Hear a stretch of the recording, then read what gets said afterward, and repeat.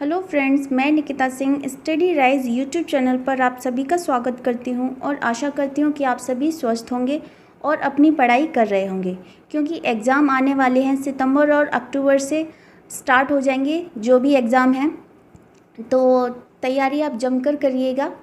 तो जो आज हमने टॉपिक लिया है वो लिया है हर्षवर्धन। छोटा सा टॉपिक है, इसमें से 1 या 2 क्वेश्चन आपको देखने को ज़रूर मिलेंगे। तो चलिए फिर स्टार्ट करते हैं। उससे पहले अगर आपने अभी तक चैनल सब्सक्राइब नहीं किया है तो जल्दी से सब्सक्राइब कर लो, ठीक है। फिर तो चलिए स्टार्ट करते हैं। पहले हम इसका कुछ बेसिक देख लेते हैं कि इसका वंश कहाँ से स्टार्ट हुआ, कैसे उद्भव हुआ। तो गुप्त वंश के पतन के बाद जिन नए राजवंशों का उद्भव हुआ उसमें थे मैत्रक वंश, पुष्यभूति वंश, परिवर्ती गुप्त और गौड़ प्रमुख थे। इन राजवंशों में पुष्यभूति वंश के शासकों ने सबसे विशाल साम्राज्य स्थापित किया था। तो पुष्यभूति वंश के संस्थापक जो माने जाते हैं वो माने जाते हैं पुष्यभूति, ठीक है। और जो इनकी राजधानी थी वह थी थानेश्वर। कौन सी थी? थानेश्वर, जो कि हरियाणा के करनाल जिले में। फिर इसके बाद जो वास्तविक संस्थापक हैं वह है प्रभाकर वर्धन। प्रभाकर वर्धन, तो प्रभाकर वर्धन, इनके 2 पुत्र थे और 1 पुत्री थी। तो 2 पुत्र के नाम थे, पहले थे जो बड़े थे वह थे राज्यवर्धन और हर्षवर्धन छोटे थे, और जो इनकी पुत्री का नाम था वह थे राज्यश्री। तो राज्यश्री का विवाह कन्नौज के मोखरी राजा गृह वर्मा के साथ कर दिया गया, ठीक है। मोखरी राजा गृह वर्मा के साथ कर दिया गया। इसके बाद क्या हुआ कि मालवा के जो शासक थे गुप्त, देवगुप्त, ठीक है, मालवा के जो शासक थे देवगुप्त ने गृह वर्मा की हत्या कर दी और राज्यश्री को बंदी बनाकर कारागार में डाल दिया। जब उनके बड़े भाई को पता चला कि उनकी बहन के साथ ऐसा हुआ है तो राज्यवर्धन ने देवगुप्त को मार डाला, परंतु देवगुप्त के जो मित्र थे गौड़ नरेश, जिनका नाम था शशांक, उन्होंने आकर धोखे से राज्यवर्धन की हत्या कर दी, ठीक है। और उनकी जो बहन थी राज्यश्री, उनको बंदी बना दिया दोबारा से। फिर इसके बाद राज्यवर्धन की मृत्यु के बाद 606 ईस्वी में 16 वर्ष की आयु में हर्षवर्धन थानेश्वर की गद्दी पर बैठा। हर्षवर्धन ने शशांक को पराजित करके कन्नौज पर अधिकार कर लिया तथा उसे अपनी राजधानी बना लिया, ठीक है। फिर इसके बाद तो ऐसे ही धीरे धीरे करके उसने पूरे उत्तर भारत पर अपना साम्राज्य स्थापित कर लिया। फिर इसके बाद वो दक्षिण की तरफ बढ़ा तो वहाँ के राजा थे वातापी के चालुक्य नरेश, उनका नाम था पुलकेशिन द्वितीय, ठीक है, पुलकेशिन द्वितीय। तो नर्मदा नदी घाटी के किनारे पुलकेशिन द्वितीय और हर्षवर्धन का युद्ध हुआ, जिसमें हर्षवर्धन पराजित हो गया, ठीक है। इसका जो उल्लेख है वह मिलता है ऐहोल अभिलेख में, तथा यह अभिलेख रवि कीर्ति द्वारा लिखा गया था, ठीक है। चलिए नेक्स्ट, हर्षवर्धन ने 16 वर्ष की आयु में गद्दी पर बैठा और हर्ष को शिलादित्य के नाम से भी जाना जाता था। इसने परम भट्टारक नरेश की उपाधि धारण की थी। हर्षवर्धन के शासनकाल में एक चीनी यात्री आया था, उसका नाम था वेनसांग, ठीक है, वेनसांग।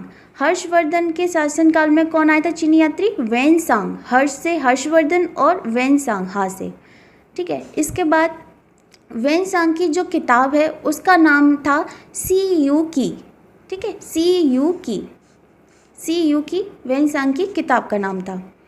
और फिर पॉइंट दिया है हर्षवर्धन ने नागानंद, रत्नावली, प्रियदर्शिका जैसे नाटकों की रचना भी की।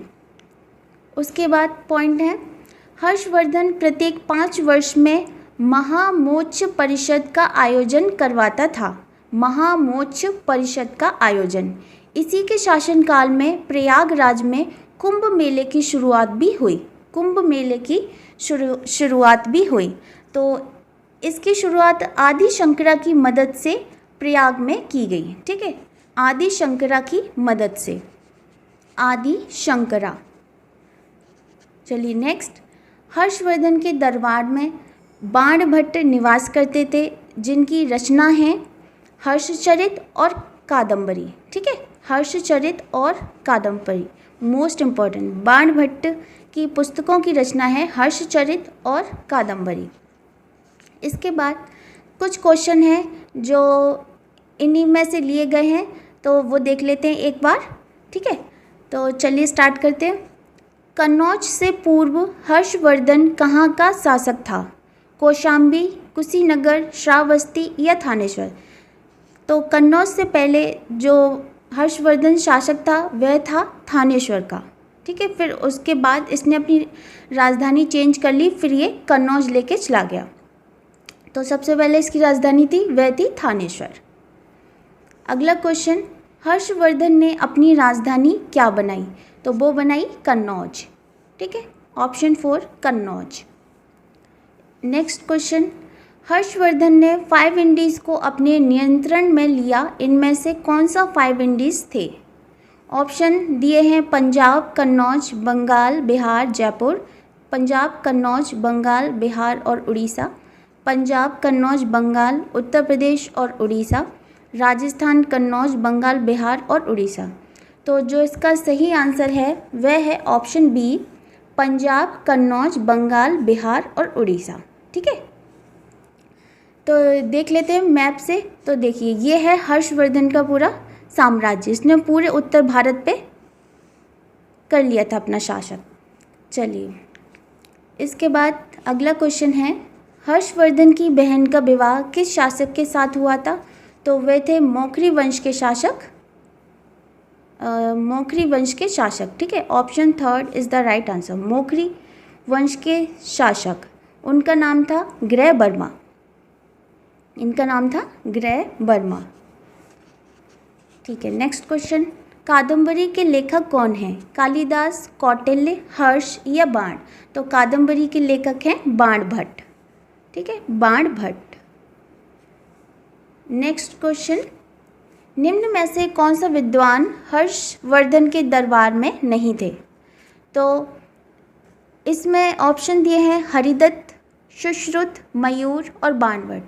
तो हरिदत्त भी थे, मयूर भी थे और बाणभट्ट भी थे। तो सुश्रुत नहीं थे, सुश्रुत नहीं थे, ये गुप्त काल में थे। ठीक है, सुश्रुत गुप्त काल में थे। चलिए, नेक्स्ट क्वेश्चन, प्रयाग के कुंभ मेले की शुरुआत किसके शासनकाल में हुई? तो ये हुई थी हर्षवर्धन के शासनकाल में, हर्षवर्धन के शासनकाल में। नेक्स्ट क्वेश्चन, ऐहोल अभिलेख किसको समर्पित है? हर्षवर्धन को, समुद्रगुप्त को, पुलकेशिन द्वितीय या अशोक को? तो ऐहोल अभिलेख समर्पित है पुलकेशिन द्वितीय को। ठीक है, पुलकेशिन द्वितीय को, क्योंकि यही तो विजय हुए थे। हर्षवर्धन तो पराजित हो गए थे, पुलकेशिन द्वितीय ने पराजित किया था। तो ऐहोल अभिलेख पुलकेशिन द्वितीय को समर्पित है। चलिए, तो ये थी आज की वीडियो। आई होप आपको पसंद आई होगी। मिलते हैं बहुत जल्द एक नई वीडियो में, तब तक के लिए थैंक यू सो मच।